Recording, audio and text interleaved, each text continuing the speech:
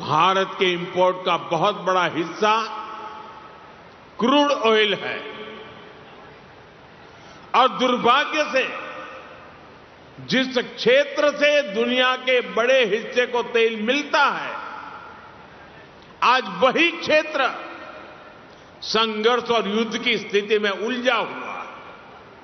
और इसलिए जब तक हालात सामान्य नहीं होते, हम सबको मिलकर छोटे छोटे संकल्प लेने होंगे। मैंने कल कर्नाटका और तेलंगाना में भी इस बारे में चर्चा की है। मैं आज गुजरात में भी अपने आग्रहों पर फिर से जोर दे रहा हूं और आप पर तो मेरा ज्यादा हक है, इसलिए जरा हक से कहने वाला। मेरी देश के हर नागरिक से अपील है, जहां संभव हो पेट्रोल डीजल का उपयोग कम करें।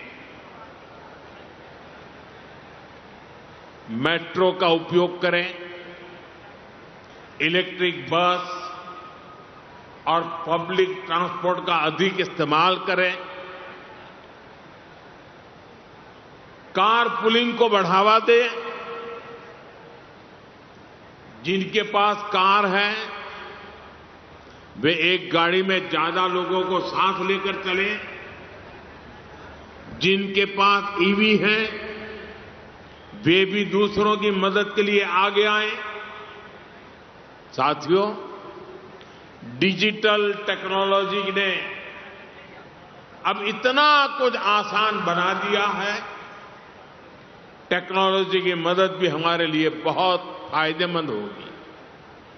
ये जरूरी है कि सरकारी और प्राइवेट दोनों ही दफ्तरों में वर्चुअल मीटिंग्स और वर्क फ्रॉम होम को प्राथमिकता दी जाए। मैं कुछ स्कूलों से भी आग्रह करूंगा कि कुछ समय के लिए ऑनलाइन क्लासेज की व्यवस्था पर काम करें। साथियों, सिर्फ ईंधन ही नहीं, खाने के तेल पर भी देश की बड़ी विदेशी मुद्रा खर्च होती है। अगर हम थोड़ा संयम बरतें, तेल की खपत कम करें, खाने के तेल की, तो इससे देश और हमारी सेहत दोनों को लाभ होगा। और सूरत वालों को मैं खास कहता हूं,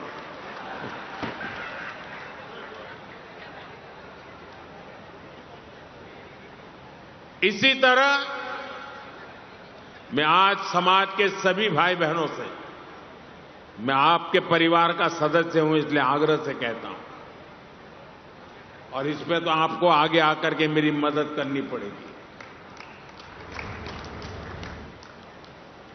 सोने की आयात पर भी देश का बहुत बड़ा पैसा विदेश जाता है। मैं आप सबसे, देशवासियों से आग्रह करूंगा कि जब तक हालात सामान्य न हो, हम सोने की खरीद को टालें। गोल्ड की जरूरत नहीं है।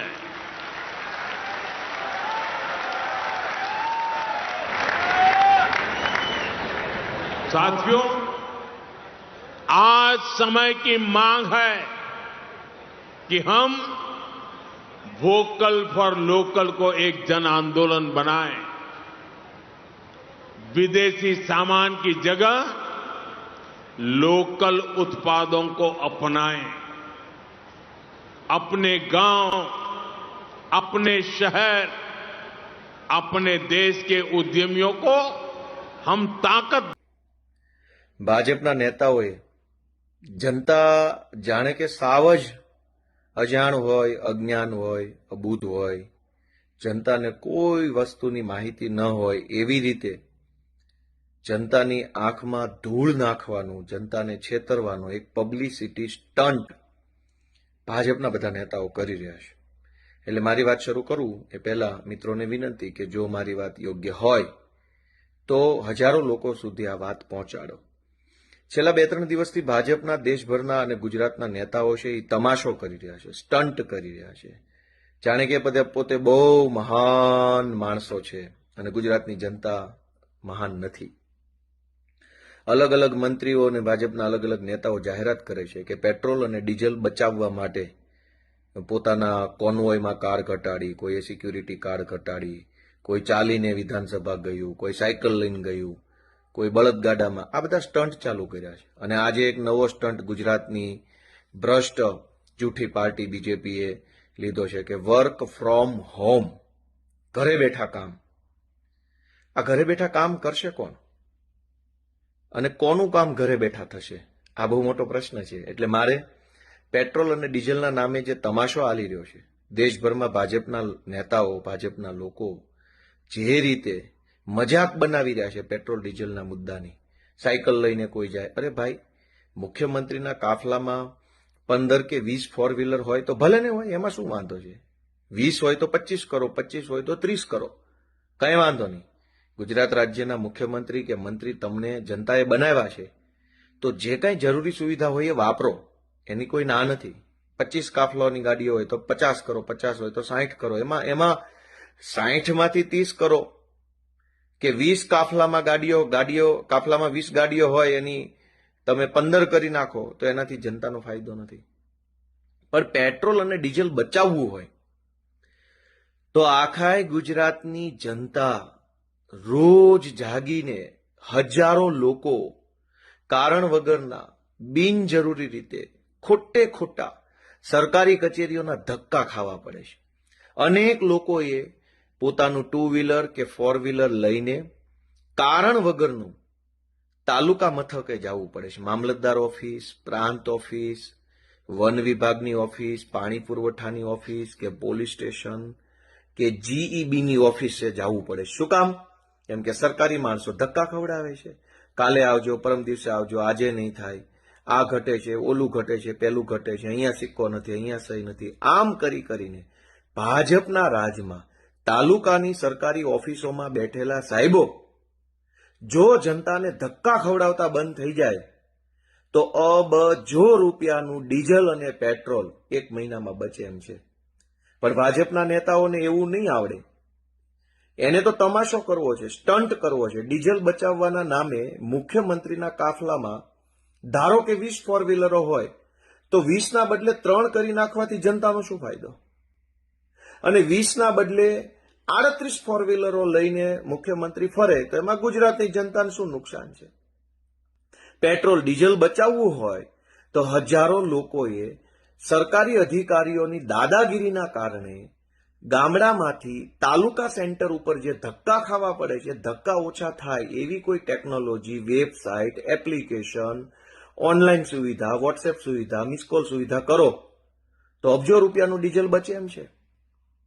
પણ ભાજપવાળા આવા ધંધા નહીં કરે, બસ સ્ટન્ટ નાખે છે. મુખ્યમંત્રીએ પોતાના કાફલામાં વાહન ઘટાડ્યા, ફલાણા અભણ મંત્રી છે એ સાયકલ લઈને સચિવાલય જશે, ફલાણો અંગૂઠાછાપ ઠોઠ નિશાળિયા જેવો મંત્રી છે એ હવે ઇલેક્ટ્રિક કારમાં જશે.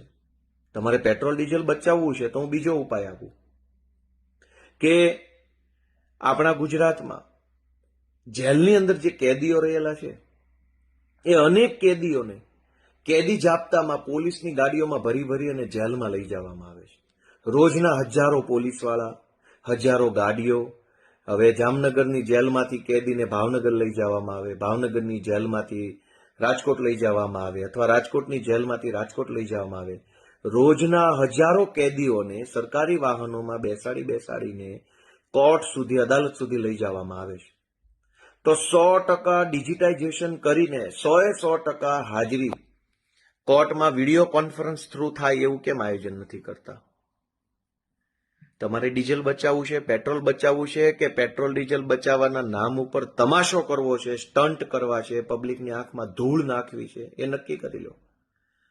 અને પેટ્રોલ ડીઝલ જ બચાવવું હોય તો હજારો લોકો ગુજરાતમાં અદાલતની તારીખો ભરે છે. કોઈ સાચી તારીખ ભરતો હોય, કોઈ ખોટી તારીખ ભરતો હોય, કોઈ ફરિયાદી તરીકે, કોઈ આરોપી તરીકે, કોઈ વકીલ બનીને, કોઈ સાક્ષી તરીકે, કોઈ પંચ તરીકે. આ બધા જ લોકોએ દર મુદતે કોર્ટે જવું પડે છે, અદાલતે. હું પોતે તારીખ ભરું છું. હવે તમે કોર્ટમાં જાઓ, હવે તમે તમારા ગામડેથી ટુ વ્હીલ લઈને, ફોર વ્હીલ લઈને, બસમાં બેસીને, ટ્રેનમાં જઈને તમે બીજા જિલ્લાની કે પોતાના જિલ્લાની અદાલતમાં તારીખ ભરવા જાઓ તો 1 મિનિટમાં જજ નવી તારીખ આપી દે. હવે 1 મિનિટમાં તારીખ આપે, પણ એ તારીખ ભરવા માટે હજારો કરોડો રૂપિયાનું ડીઝલ બળે છે. તો ભાજપના અભણ અંગૂઠા છાપ અને જનતાનું લોહી ચૂસવાવાળા નેતાઓને એ નથી દેખાતું કે મંત્રીના કાફલામાંથી 4 ફોર વ્હીલરો ઘટાડી દેવાથી કઈ અબજો રૂપિયાનું ડીઝલ નહીં બચે. ડીઝલ બચાવવું હોય તો જે લોકો તારીખો કોર્ટની ભરે છે, હજારો કરોડો લોકો, એ ઘરે બેઠા બેઠા પોતાના મોબાઈલથી વિડીયો કોન્ફરન્સથી અદાલતમાં પોતાની હાજરી ભરાવી શકે તો સમય પણ બચે, ડીઝલ પણ બચે, ટ્રાફિક પણ બચે, પર્યાવરણ પણ બચે, બધું જ બચે. પણ ભાજપના અભણ નેતાઓને કોણ સમજાવે? 2 દિવસથી ઉપાડો લીધો છે, એક ધારા ચોંટ્યા છે, જાણે કે દુનિયામાં કોઈને કઈ ખબર જ નથી પડતી ને પોતે જ મહાન જન્મા છે. અનેક લોકોએ, જેમ કે મારે પોતે અનેક વખત વિસાવદરથી ગાંધીનગર, વિસાવદરથી સુરત, વિસાવદરથી રાજકોટ, વિસાવદરથી ભાવનગર કોર્ટની તારીખ ભરવા જવું પડે. હવે હું મારો મોબાઈલ અત્યારે મારા હાથમાં પકડી ફેસબુક લાઈવ કરું છું. હું ભલે ને દુનિયાના કોઈ પણ છેડે હોઉં, પણ તમે તમારા ઘરે બેસીને મારી વાત સાંભળી શકો છો. તો હું દુનિયાના ગમે છેડે બેસીને અદાલતમાં હાજરી ન ભરાવી શકું? પણ નહીં, એવી વ્યવસ્થા નહીં કરે. કેમ કે પેટ્રોલ ડીઝલ નથી બચાવવાનું, તમાશો કરવાનો છે, સ્ટન્ટ નાખવાનો છે, લોકોને ગેરમાર્ગે દોરવાના છે. એટલે તમારે પેટ્રોલ ડીઝલ બચાવવું હોય તો દરેક વ્યક્તિ ઘરે બેઠા મોબાઈલથી, વિડીયો કોન્ફરન્સથી અદાલતમાં હાજર રહી શકે, એવી વ્યવસ્થા કેમ નથી કરતા? અનેક લોકોએ આરટીઆઈ કરી હોય છે તો સરકારી માણસો એને ધક્કા ખવડાવે, આજે આવજો, કાલે આવજો, પછી આવજો. હજારો લોકોએ સરકારી કચેરીએ જવું જ ન પડે, ઘરે બેઠા બેઠા મોબાઈલથી, ઓનલાઈન, વોટ્સએપથી, મેસેજથી, એપ્લિકેશનથી, વેબસાઇટથી બધા જ કામો જો થવા લાગે તો અબજો રૂપિયાનું માત્ર ડીઝલ ન બચે, સમય પણ બચે, પૈસા બચે, પર્યાવરણ બચે, બધું જ બચે એમ છે. પણ આ ભાજપના જે કાંઈ પણ નેતાઓ છે, જે ગુજરાતની જનતાને રોજ જાગીને છેતરી રહ્યા છે, એને જરાક વિનંતી કરજો, તમારા ગામમાં ભાજપનો કોઈ અંધભક્ત હોય તો એ અંધભક્તને કહેજો કે તમારે પેટ્રોલ ડીઝલ બચાવવું હોય તો કરોડો વાહનોને અંદર ફાયદો થાય એવું કરો. તમારી પોતાની 2-5 ગાડીઓમાંથી 4 ગાડીઓ ઓછી કરી નાખો, એનાથી કાંઈ અબજો લીટર પેટ્રોલ બચવાનું નથી. તમે તમારે વાપરો, મજાથી વાપરો, એની કોઈ ના નથી. પણ જનતાનું પેટ્રોલ ડીઝલ, સમય અને પર્યાવરણ ન બગડે એના માટેનો કોઈ નિર્ણય લ્યો. હવે વર્ક ફ્રોમ હોમ એટલે શું? તો કે અનેક સરકારી કર્મચારીઓ અથવા સરકારી અધિકારીઓ તો હવે બાના કાઢશે કે અમે ઘરે છીએ. જનતા પોતાના ગામડેથી ટુ વ્હીલ લઈને, ટુ વ્હીલમાં 300 રૂપિયાનું પેટ્રોલ નખાવીને કે ફોર વ્હીલમાં 200 રૂપિયાનું ડીઝલ નખાવીને તાલુકા પ્લેસ ઉપર જાય, મામલતદાર ઓફિસ, તાલુકા વિકાસ અધિકારીને મળવા. હવે એમ કહેશે હું તો ઘરે છું, કેમ કે અમને સરકારે વર્ક ફ્રોમ હોમ કરવાનું કીધું છે. હવે સરકાર કઈ આપણને, પ્રાઇવેટ પબ્લિકને તો ઘરે બેઠા કામ કરો એવું નહીં કહી શકે. સરકાર તો પોતાના સરકારી માણસોને કહેશે કે વર્ક ફ્રોમ હોમ, ઘરે બેઠા કામ કરો. ભાઈ, ઘરે બેઠા જનતાનું કામ થાય તો અબજો રૂપિયાનું ડીઝલ બચે. પણ હવે તો સરકારી માણસો ઘરે વયા જશે અને પબ્લિક ધકે ચડી જશે, તો ડીઝલ બચશે કે ડીઝલનો વપરાશ વધશે? એટલે દોસ્તો, મારું એટલી જ વિનંતી છે કે આ અનેક જગ્યાએ છે સ્ટન્ટ જે કરે છે ભાજપના લોકો, એને જરાક તમે સમજાવો કે પેટ્રોલ ડીઝલ બચાવવું હોય તો બીજા 500 રસ્તાઓ છે. હજુ તો હું કહેવા બેસીશ તો ઘણું છે, પણ સમજવા માટે આટલી વાત કાફી છે કે કરોડો લોકો ટ્રાફિક જામમાં ફસાય છે. પેટ્રોલ ડીઝલ બચાવવું હોય જો ભાજપની સરકારે, તો રાજ્યના લગભગ રોડ રસ્તાના કામો છે ને એ 2-2, 5-5 વર્ષ સુધી હાલે છે. ટાઈમ લિમિટમાં એક પણ રોડ રસ્તાનું કામ પૂરું નથી થતું. મને યાદ છે રાજકોટથી અમદાવાદનો હાઈવે, ભાવનગરથી અમદાવાદનો ધોલેરા હાઈવે, સૌરાષ્ટ્રથી સુરતને જોડતો વાસદ વટામણ તારાપુર હાઈવે, ઉત્તર ગુજરાતમાં મહેસાણાનો હાઈવે, અનેક હાઈવેનું કામ 5-5, 10-10 વર્ષ સુધી ચાલે છે. એ 10 વર્ષ સુધી સરકારી કામ ચાલુ રહેવાના કારણે ટ્રાફિક જામ થાય. ટ્રાફિક જામના કારણે કરોડો